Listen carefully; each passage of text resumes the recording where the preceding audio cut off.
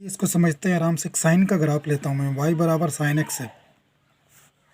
Sign का graph कैसा होता है?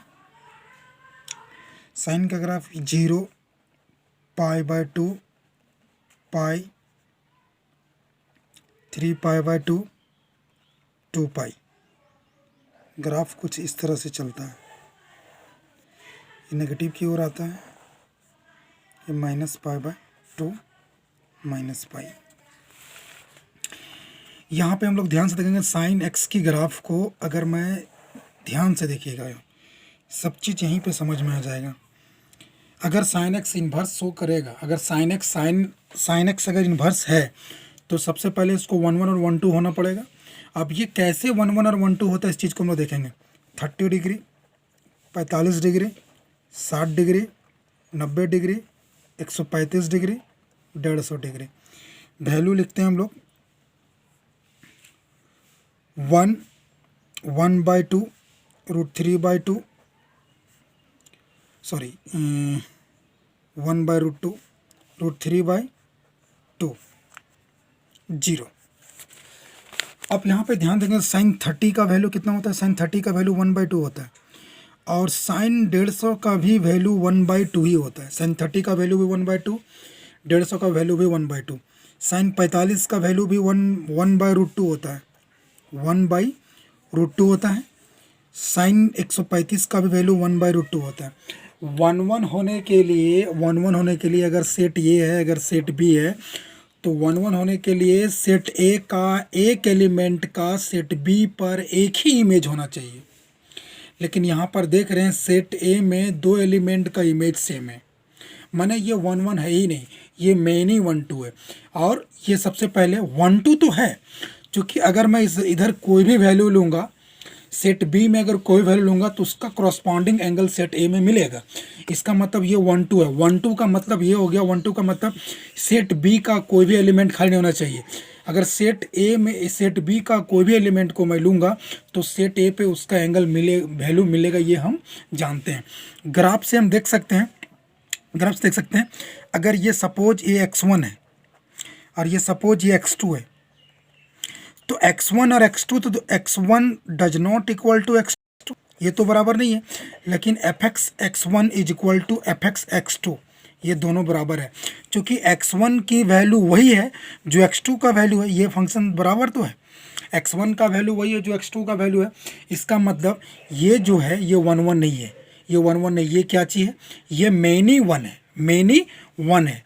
तो ये मेनी 1 है, 1 2 तो है, क्योंकि मैं इधर कोई भी वैल्यू लूँगा तो उसका करस्पॉन्डिंग एंगल मुझे मिलेगा, ये मैं जानता हूँ।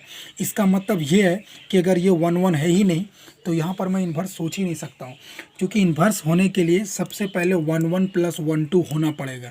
1 2 तो है, ये मैं जानता हूँ, लेकिन ये 1 1 नहीं है। इसका मतलब मैं साफ लाइन में बोल सकता हूँ कि इन्वर्स जो ट्रिग्नोमेट्रिक फंक्शन है वो एक्चुअली में इन्वर्स होता ही नहीं है। अब ये इन्वर्स होता नहीं है तो ये चल क्या रहा है? इसमें सिंपल सा बात है, हम इसको इन्वर्टिबल बनाते हैं जानबूझ करके। इसका डोमेन को हम इस तरह से रिस्ट्रिक्ट कर देते हैं ताकि उस डोमेन में वो क्या कर देता है, वो इन्वर्टिबल शो करता है। साइन एक्स की अगर मैं सिर्फ इस लूप के बात करूँ, सिर्फ यहाँ से बात करूँ, इस लूप का बात करूँ, प्लस इन्फिनिटी से लेकर के माइनस इन्फिनिटी के बीच का अगर मैं बात करूँ, जिसको मैं साफ से यहाँ पे बना रहा हूँ, ध्यान से देखेंगे कि साइन एक्स का जो है ये +π/2 है और ये -π/2 है। इसका डोमेन को मैं रिस्ट्रिक्ट कर दिया कि ±π/2 से +π/2 के बीच में इसको देखना है। तो आप देख सकते हैं -π/2 से +π/2 के बीच में x1 की, अगर मैं यहाँ x1 की एक वैल्यू लूँगा तो y की मुझे एक ही वैल्यू मिलेंगे। अगर x2 में यहाँ पर अगर x2 लूँगा तो y की वैल्यू एक ही वैल्यू मिलेगा। मतलब ये 1 1 है। 1 1 का मतलब x1 की एक वैल्यू पर आप यहाँ पे सोच सकते हैं -π/2 से लेकर के +π/2 तक। अगर मैं यहाँ पर एक सेट बनाता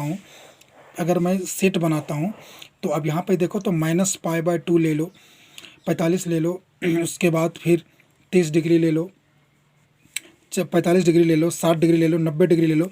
इन सभी पर एक ही वैल्यू मिलेंगे, 1/2 मिलेगा, √3/2 मिलेगा और 1/√3 मिलेंगे, 1/2 मिलेगा, 1 मिलेगा। ये तो एक का एक ही इमेज बनता है, मतलब ये 1 1 है। क्योंकि ये कोई भी एंगल अगर मैं लूँगा तो इधर मुझे सेट ए में अगर कोई भी एंगल लूँगा तो सेट बी में मुझे एक ही वैल्यू मिलेगा। इसका मतलब ये यहाँ से यहाँ तक ये जो ग्राफ है यहाँ से यहाँ तक ये 1 1 है, और ये 1 2 तो पहले से था। तब जा कर के साइन इन्वर्स जो है, साइन इन्वर्स फंक्शन है, वो इन्वर्टिबल शो किस डोमेन में करता है, -π/2 से लेकर के π/2 में।